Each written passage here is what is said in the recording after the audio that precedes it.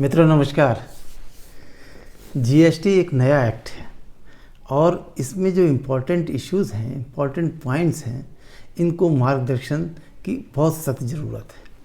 अब जो नए नए पॉइंट्स निकल के अब इस समय आ रहे हैं, उन पे गाइडलाइंस की ज़रूरत है और ये गाइडलाइंस हमको सुप्रीम कोर्ट और जो राज्यों में विभिन्न हमारे ऑनरेबल हाई कोर्ट्स हैं, इनके द्वारा दी जा रही हैं।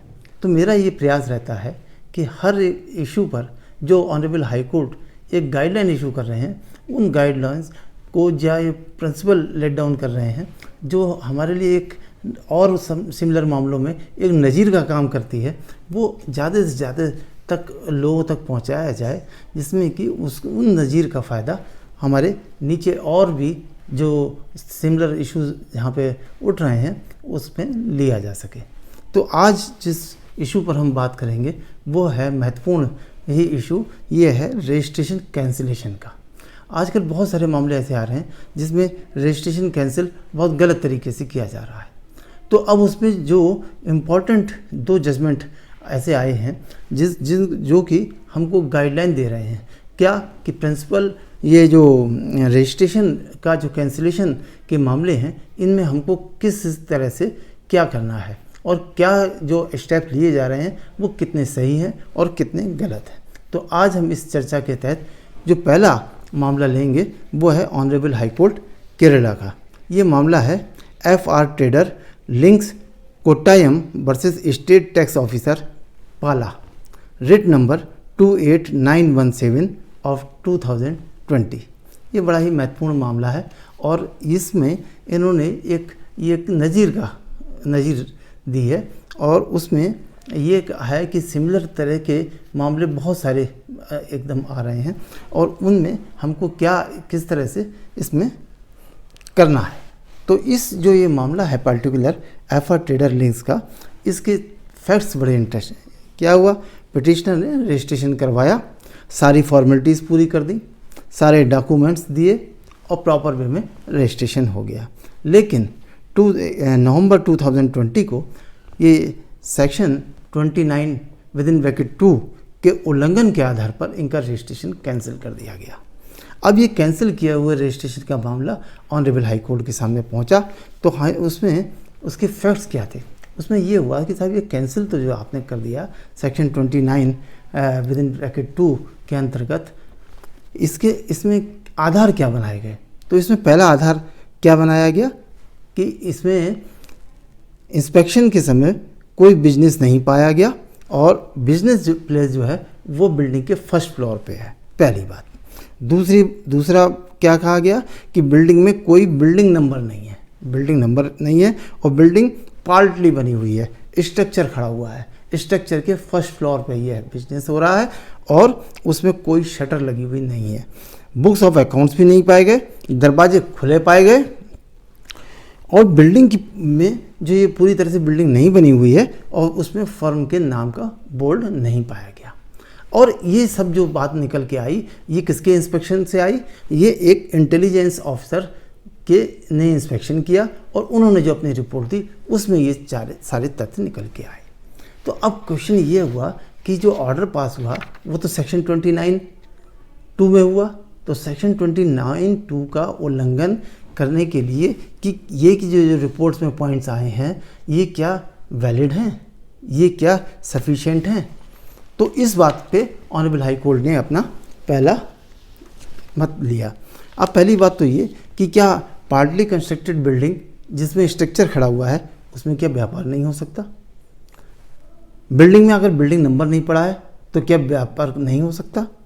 अगर उसमें शटर नहीं लगे हुए हैं, दरवाजे खुले हुए हैं, तो ये क्या व्यापार करने के लिए उल्लंघन हो रहा है, व्यापार करने में बाधा है? नहीं।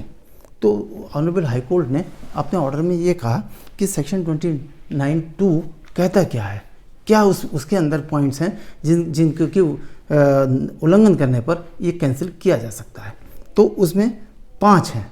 पहला ए क्या कहता है, रजिस्टर्ड पर्सन एक्ट और रूल्स के किसी भी अन्य प्रावधानों का अगर उल्लंघन करता है, अगर रजिस्टर्ड पर्सन कोई भी प्रावधान का या रूल्स का उल्लंघन करता है तो उसका रजिस्ट्रेशन कैंसिल किया जा सकता है।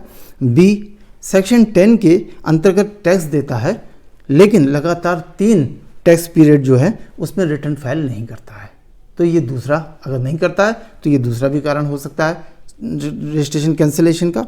तीसरा, अगर वो क्लास बी को छोड़ करके किसी दूसरे उसमें पर्सनल जो है वो लगातार 6 टैक्स पीरियड के रिटर्न फाइल नहीं करता है, तब भी उसका रजिस्ट्रेशन कैंसिल किया जा सकता है। डी, ऐसा व्यापारी जो जीएसटी में सेक्शन 25 के अंतर्गत स्वेच्छापूर्वक रजिस्ट्रेशन लेता है, लेकिन रजिस्ट्रेशन की तारीख से 6 महीने के अंदर अपना बिजनेस प्रारंभ नहीं करता है, तो भी उसका रजिस्ट्रेशन कैंसिल किया जा सकता है। और ई ये है कि फ्रॉड या जानबूझ करके गलत स्टेटमेंट देकर या तथ्यों को छुपाकर, असलियत को छिपाकर अगर उसने रजिस्ट्रेशन लिया है तो भी उसका रजिस्ट्रेशन कैंसिल किया जा सकता है। तो कोर्ट का व्यू ये हुआ कि साहब ये जो पॉइंट हैं इनके तहत ऐसा तो कहीं पे भी नहीं आया कि अगर बिल्डिंग उसके स्ट्रक्चर अभी पूरा तैयार नहीं है या फर्स्ट फ्लोर पे है या शटर नहीं लगा हुआ है, ऐसा तो कहीं पे कुछ पॉइंट इसमें आया नहीं। तो इसका मतलब ये है कि इन पॉइंट्स के आधार पर इसका जो सर्वे हुआ, जो इंस्पेक्शन हुआ, इस इंस्पेक्शन की इस तरह के जो रिपोर्ट के आधार पर उसका रजिस्ट्रेशन कैंसिल नहीं किया जा सकता है।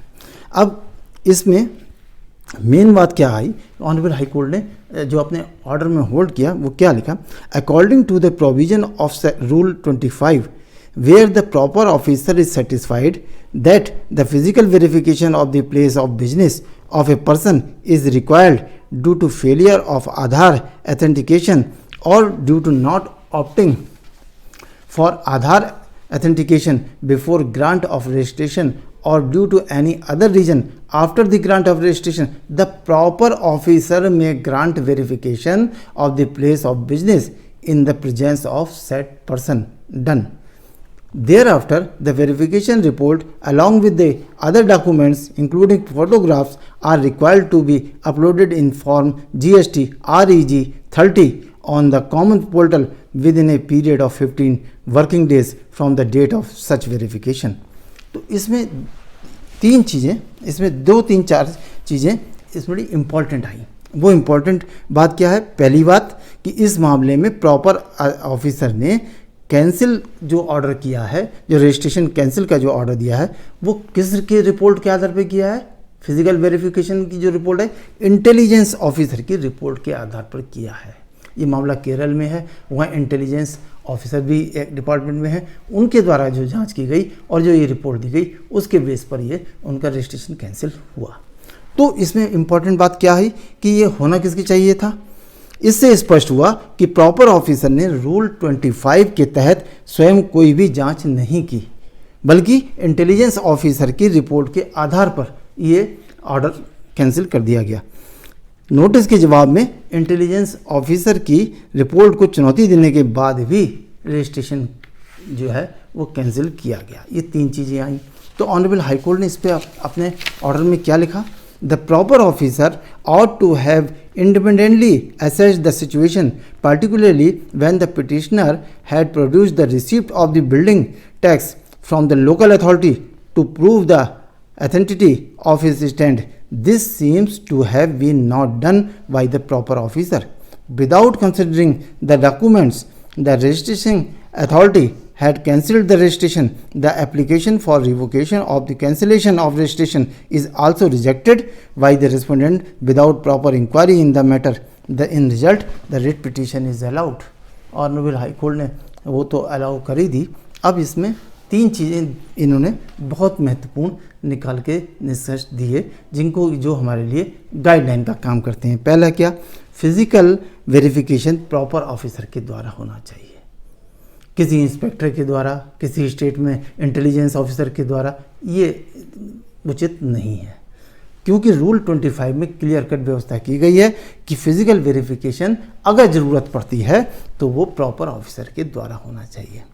सेकंड, फिजिकल वेरिफिकेशन के लिए नोटिस इशू होना चाहिए और डेट फिक्स होना चाहिए, और उस डेट पर वो व्यापारी जो कंसर्न है उसके सामने, उसकी प्रेजेंस में फिजिकल वेरिफिकेशन होना चाहिए। अगर फिजिकल वेरिफिकेशन उसके अब्सेंस में किया गया है तो वो लीगल नहीं है।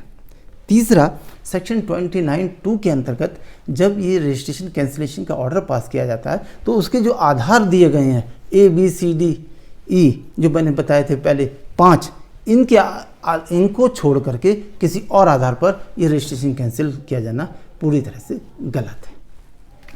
इसी तरह का एक दूसरा मामला ऑनरेबल हाई कोर्ट इलाहाबाद के सामने Raj enterprises versus commissioner commercial tax writ number 931 of 2021 के मामले में आया। इसमें क्या बात इंपॉर्टेंट थी? इसमें यह था कि पिटिशनर का रजिस्ट्रेशन कैंसिल कर दिया गया, मामला हाई कोर्ट पहुंचा। तो उसमें फैक्ट्स क्या थे कि कोई भी शोकाज नोटिस नहीं दिया गया, ना ही कोई जवाब मांगा गया, ना ही कोई डेट फिक्स होने की सूचना दी गई और सीधे सीधे से ऑर्डर पास कर दिया। ये बात एज पर पिटिशनर द्वारा कही गई, एज पर पिटिशनर। लेकिन जब डिपार्टमेंट ने अपना व्यू रखा तो डिपार्टमेंट का कहना था कि ये जो कैंसिलेशन ऑर्डर है ये तो अपीलेबल है।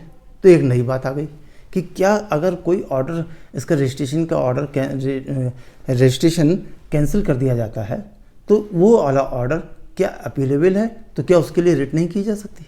नहीं, ऐसा नहीं है। अगर उसमें किसी भी तरह के जो पिटिशनर्स के राइट हैं उनको फुलफिल नहीं किया गया और उनको वायलेट करते हुए और सीधे सीधे से ऑर्डर पास कर दिया गया, उसके राइट्स किल कर दिए गए, तो वो सीधे सीधे रिट में इसको चैलेंज कर सकता है। पहली बात तो ये हुई।